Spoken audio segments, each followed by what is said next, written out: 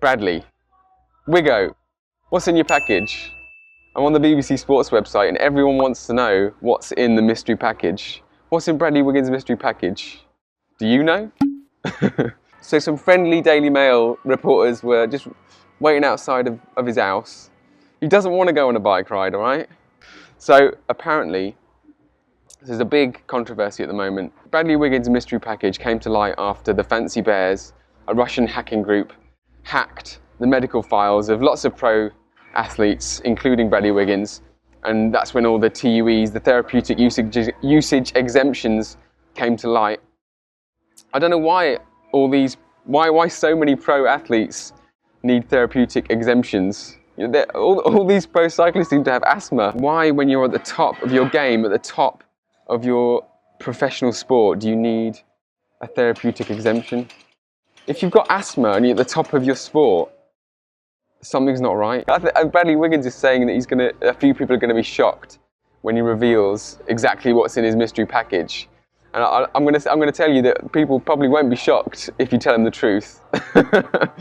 All that's in Bradley Wiggins' mystery package, mate, is some decongestant. Bradley Wiggins' last stage of Criterium Dauphiné was feeling a bit bunged up, and so to be able to perform at his best, he needed to give his, just a couple of squirts up each nostril. So how did Bradley Wiggins do at the Criterium Dauphiné 2011?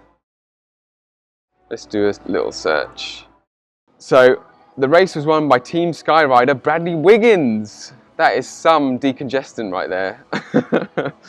So dodgy drugs packages, lost laptops, a sick doctor that can't turn up to the inquiry to answer any questions, and no adequate records to substantiate what they've been giving these pro cyclists. Nothing to see here. No mystery to this package. Look, Bradley, just blame Lance Armstrong. In order to be first place in the top of professional sport, you have to do whatever it takes. And whatever it takes is a mystery package. It's encouraging that the testing procedures work to the degree they do. And also reassuring to know that a rider in my team who went positive for testosterone, straight away after the finish, the whole team was taken straight to the police station. The bus, the team truck was taken away for searching, it was stripped apart. We were locked in our rooms with police officers. I think the team managers have to take responsibility for this as well, because they're willing to pay, these guys that are under suspicion and involved in previous years in doping scandals and that, money. I mean, Ivan Basso last year, got thrown off the tour in disgrace. Brunel from Discovery Channel goes and signs him this year on a €1 million contract for this year, and where, the hypocrisy in that is just unbelievable. Hopefully these guys now will get life bans. Vinokurov will hopefully never see him back in the sport. I grew up as a kid, idolising these heroes in the Tour de France, Indurains and, everyone like that. And it was almost a childhood dream to ride the Tour de France. The last 2 years, my childhood dream, which became a reality, has been pissed all over by certain members of the peloton. So I kind of grew up a bit of a fan of him, slightly naive, as most of us are when you're just fans. You're just looking at it with the love of the sport. And then obviously watching someone lie so convincingly for so long, and having gone toe to toe with him, raced with him, spoken to him in races and things, there was an element of this guy's pretty, genuine actually, and almost wanting to believe that, someone that good and that someone that had become such a star within our sport wouldn't lie to the rest of us. To watch him admit to all those things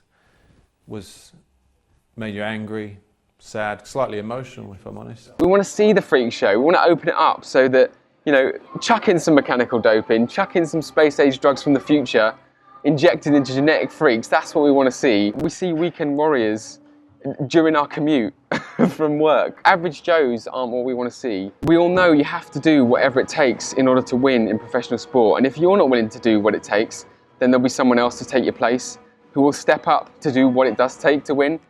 But we all know that Bradley Wiggins is a driven individual. He is willing to do what it takes. And so following that logic, what Bradley Wiggins is saying is that even people doping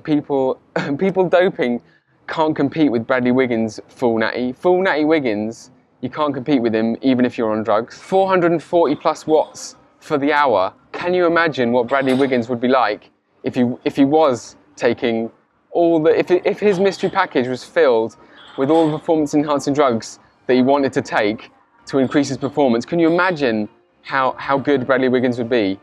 Like, if he was on all the drugs that he isn't taking now. What do you think was in Bradley Wiggins' mystery package? Take a guess and leave it down in the comments. Thank you for watching. I'll see you in the next one.